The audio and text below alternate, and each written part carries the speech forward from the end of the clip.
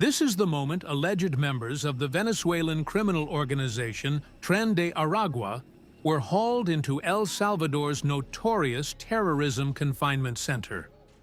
The United States sent over 200 alleged members of the gang to be imprisoned, President Nayib Bukele said.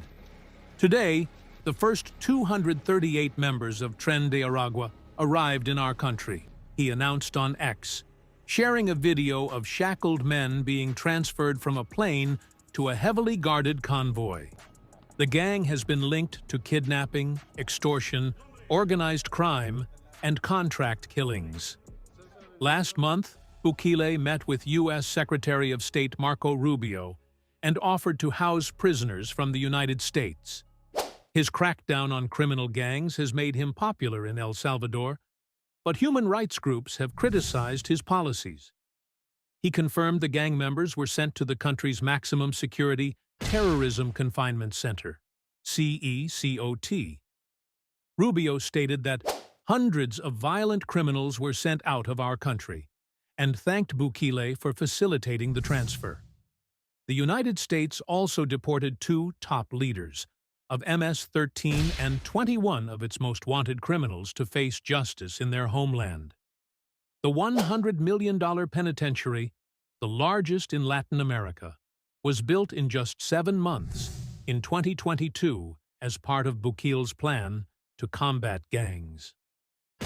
Following a surge in violence in March 2022, Bukele declared a state of exception, allowing authorities to arrest suspected gang members without court orders and suspend rights such as freedom of assembly and communication privacy. CECOT spans 410 acres, with 8 pavilions surrounded by a 36-foot-tall, 1.3-mile-long wall. It currently houses 13,000 inmates, but has a capacity for 40,000. A cell phone blocking system prevents prisoners from communicating with the outside world. Security is tight, with multiple checkpoints before anyone enters. Cells hold up to 100 detainees, each equipped with 80 iron bunks, without mattresses, along with 2 toilets and sinks. Prisoners spend 23.5 hours locked inside, with only 30 minutes to stretch in the hallway while chained. Temperatures inside can reach 95 degrees, and there is no ventilation. Critics call the facility a black hole of human rights. Miguel Sarre, a former UN subcommittee member for the prevention of torture, condemned it as a concrete and steel pit. This transfer comes after Donald Trump invoked wartime authorities to expel migrants.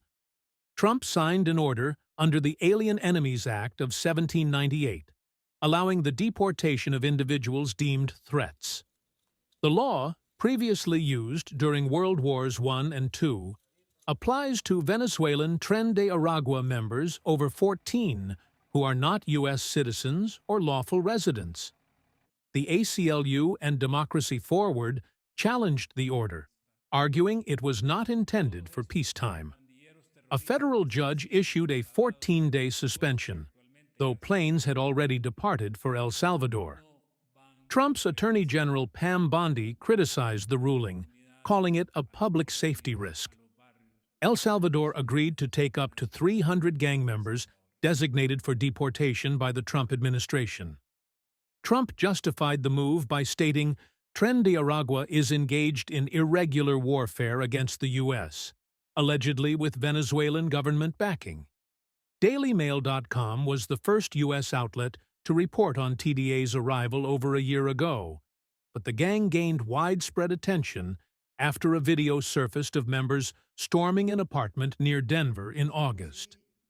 Trump used the gang's presence as a central theme in his campaign, citing it as evidence of rising migrant crime, though studies show immigrants do not commit crimes at higher rates than native-born Americans. Earlier this year, the Trump administration designated Tren de Aragua, the Sinaloa cartel, and 6 other criminal groups as global terrorist organizations. The directive stated the gang engages in mass illegal migration to the United States to further its objectives of harming U.S. citizens. Trump claimed that Venezuelan authorities have ceded control to transnational criminal organizations like TDA, creating a hybrid criminal state that threatens the U.S.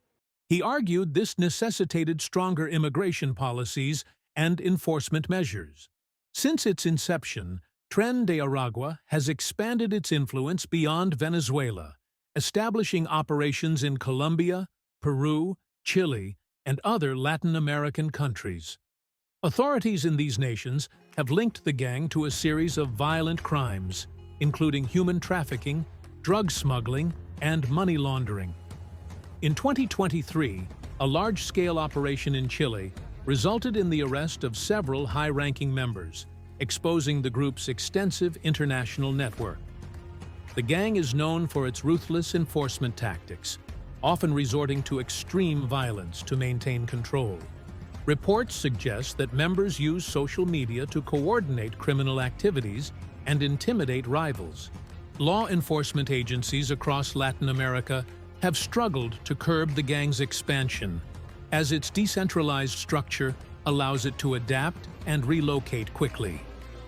With growing concerns about the gang's influence in the United States, security analysts warn that its connections to other transnational criminal organizations could pose a significant threat to national security. The Biden administration has pledged to work closely with regional governments to combat organized crime and strengthen border security measures. As El Salvador continues to detain Tren de Aragua members, international human rights groups remain divided over Bukele's approach. While some praise his tough stance on crime, others argue that his policies infringe on civil liberties and due process.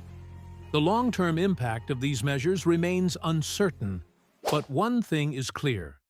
Tren de Aragua's presence in the Western Hemisphere is a growing concern for policymakers and law enforcement alike.